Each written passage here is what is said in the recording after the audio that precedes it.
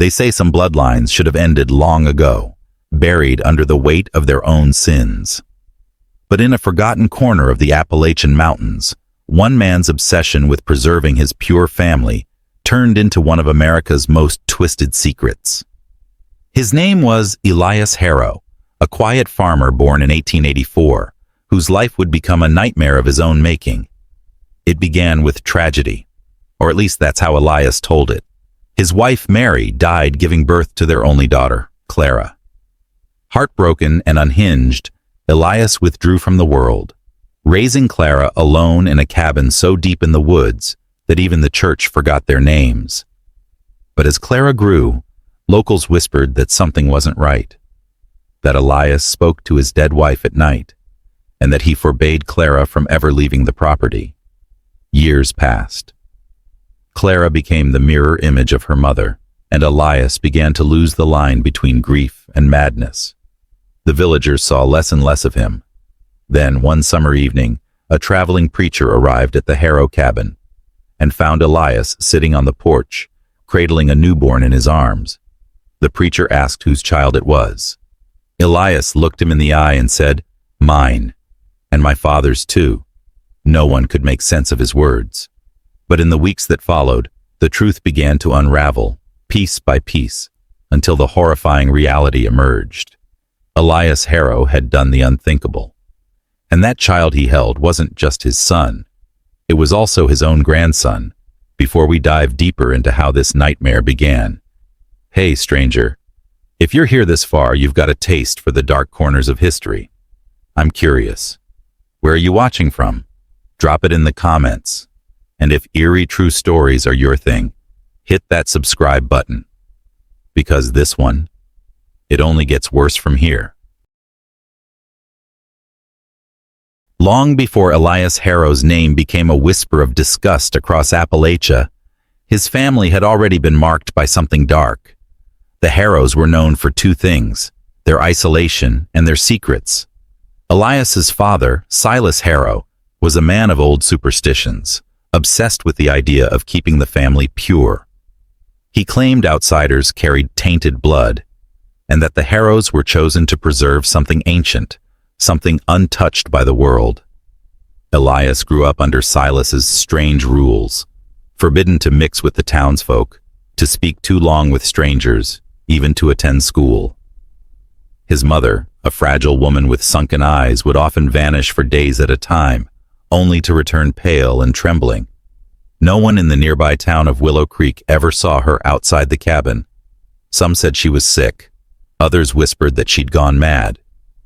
When Silas died in 1899, Elias inherited both the land and his father's warped beliefs. He was only 15, but already the damage was done. He saw outsiders as poison and believed that keeping the bloodline within was a holy duty. That belief hardened into obsession as he aged, and when his wife Mary died, it broke what little humanity was left in him. He began to speak of the circle, an old Harrow legend that claimed the family's strength came from returning to itself. To outsiders, it was nonsense, but to Elias, it was scripture. When Clara turned 16, he claimed he had received a dream from his late wife, urging him to keep the line alive. And so, under the guise of divine instruction, Elias crossed the line that separates man from monster. It was no longer about grief.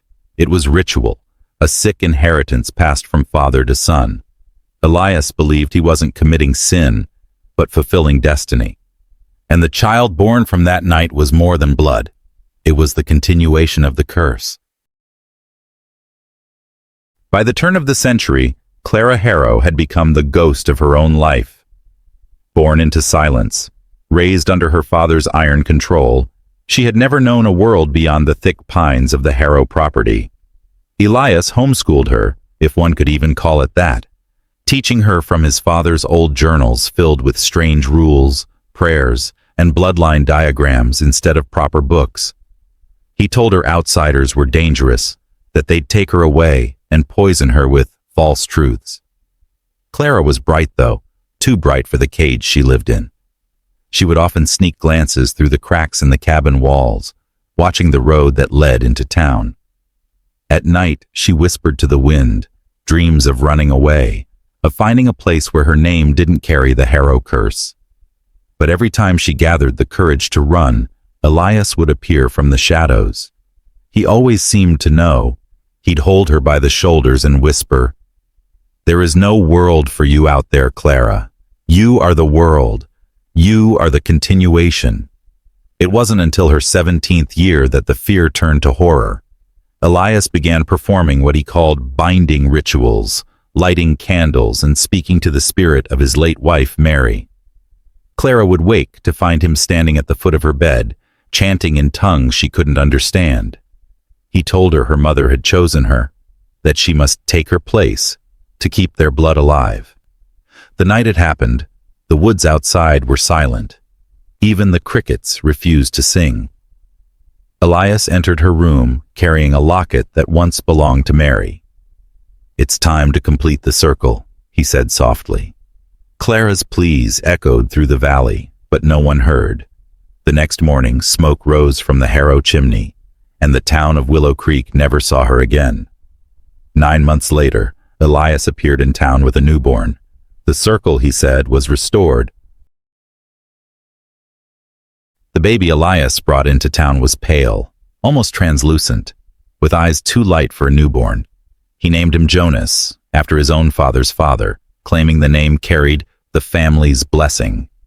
But the townspeople of Willow Creek saw it differently. They saw a curse in human form. The preacher who'd once visited Elias's cabin refused to touch the child, muttering that no innocent should carry such blood. From the beginning, Jonas was wrong. His body grew, but unevenly. One arm longer than the other, his head slightly misshapen, his eyes rarely blinking. The local doctor, summoned once out of pity, said the boy's features bore the marks of generational inbreeding. Elias only smiled and said, "Perfection takes time to reveal itself." Elias kept Jonas hidden most of the time, just as he'd kept Clara. When the boy turned 5, the woods became his playground and his prison. He spoke little, but when he did, his words were strange, fragmented. Once, a local trapper found him standing by the river, whispering to the water, "Mama's in the trees now. She says I'm the circle's eye." The trapper never went back.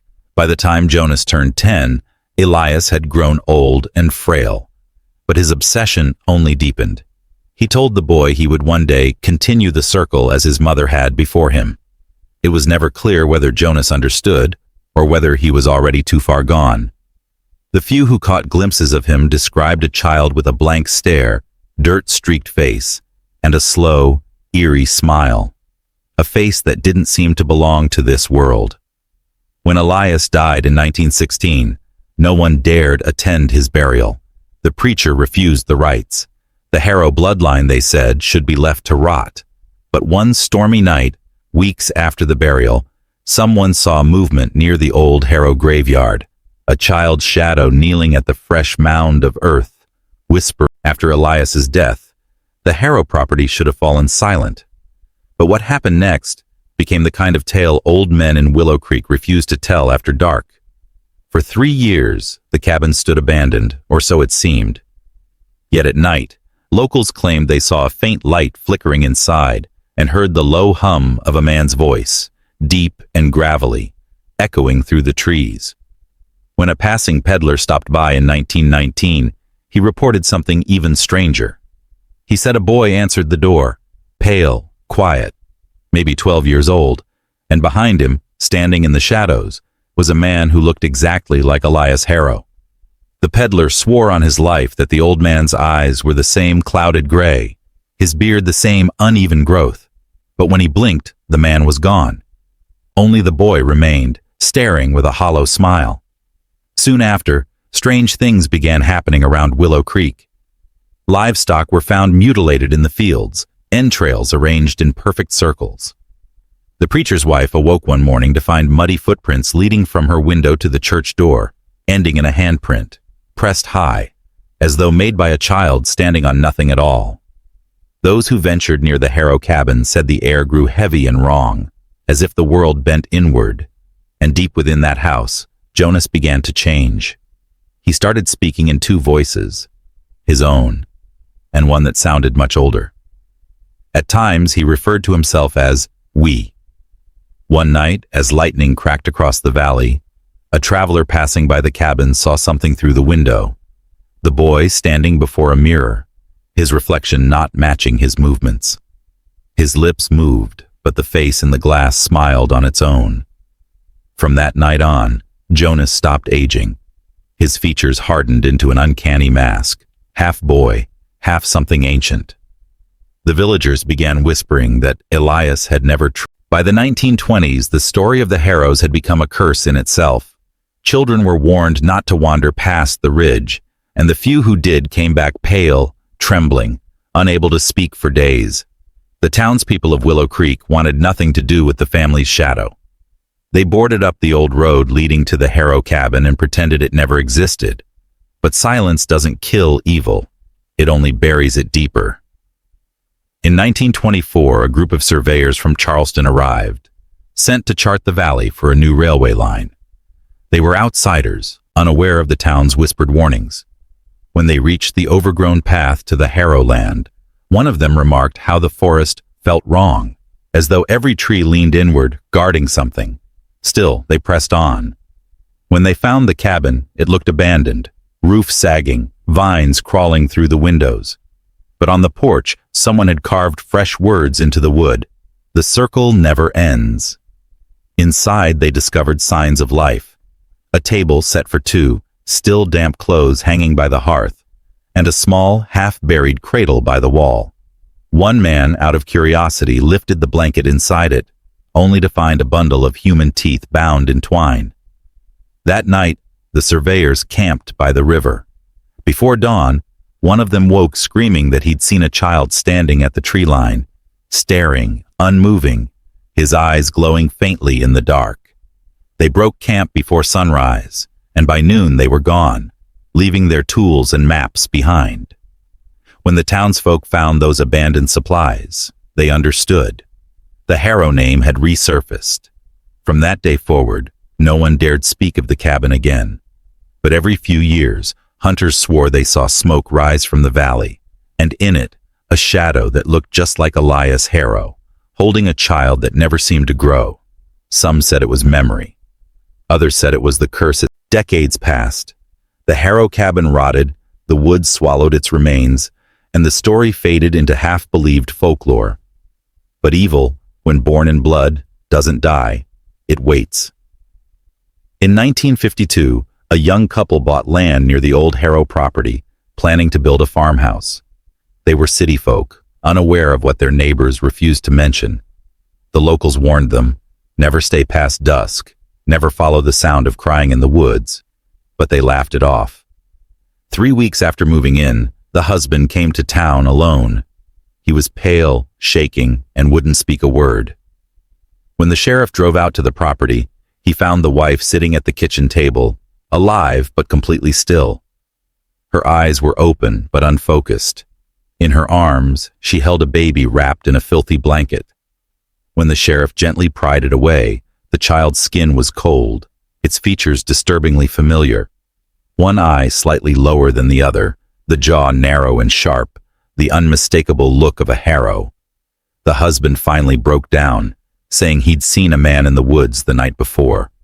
An old man with clouded gray eyes whispering, "The circle returns through the willing."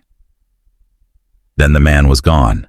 The couple fled Willow Creek the next day, leaving everything behind. The house stood empty after that, but the sheriff swore he saw smoke rising from the forest that following winter. By the 1970s, hikers began finding remnants, rusted tools, broken mirrors, scraps of baby clothes, all scattered near where the Harrow land once was. Some heard lullabies echoing faintly at dusk. Others claimed they found footprints in the snow, one large, one small, circling each other endlessly before vanishing into the trees. Today, the land remains off limits. The county records list it as unstable terrain, but the locals know better. They say Elias Harrow's bloodline still runs